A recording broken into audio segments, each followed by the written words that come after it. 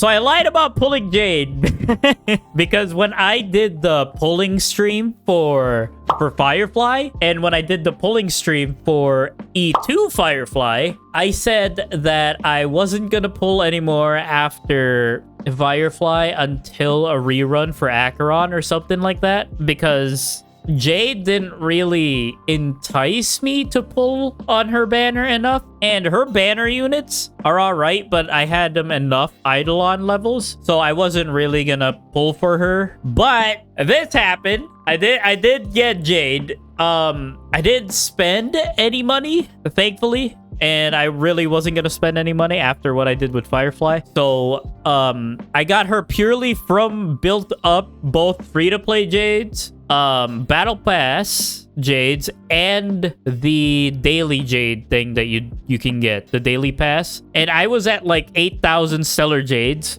and that was enough to get to, I think, to Pity, to my 50-50. And yeah, I got her onto 50-50. If I didn't get her onto 50-50 pool, I was not gonna pull anymore, because then I'd have, you know, the guaranteed to get her. But yeah, so I do have Jade now. Am I gonna pull on her Eidolons? No. Am I gonna pull for her light cone? No, because there's a couple of light cones that are good for Jade that works out even if you don't have her signature light cone, and I'll flash that on the screen now whenever I edit it and upload it on YouTube.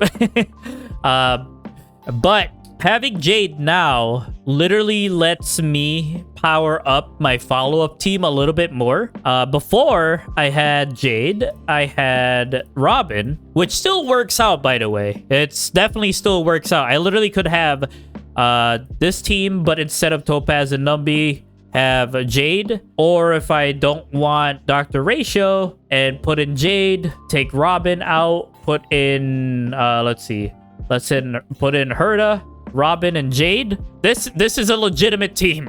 And obviously it's gonna be mostly a pure fiction team, because Jade's whole thing is AoE, and her passive increases the damage she does and increases her crit damage based on how many attacks your team does. So obviously she's mostly used in follow-up teams, and the more enemies that unit that you buffed up with Jade hits, the more damage she gains and the more stacks she gains. So obviously pure fiction is just, you know, butter for Jade once you build her up. So I'm very excited for that. Then it actually gives me incentive to build up Herda more. And then on my standard banner pulls, once I get to the 300 and get my Himiko, because Himiko's the only one I have not pulled from any of these. I am excited because Himiko is another really good break unit, and also follow-up unit, and also a pure fiction unit. So it'll work out really well, especially with this team. I can literally take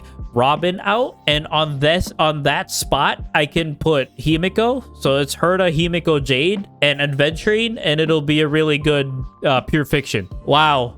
Imagine not pulling Himiko. Bro, like, I literally have how many left until I get Himiko? I have 40 more pulls. Well, technically 39 more pulls until I get a guaranteed Himiko. And I'm not gonna force it. I'm still gonna keep just do those pulls whenever I get the standard tickets. And yeah, regardless, I'm happy that I got Jade. I'm not pulling anymore. And any more future banners after Jade, aside from an Acheron rerun, I'm not pulling for anymore. You'll get another YouTube video from me explaining why I pulled for another one if I do cave.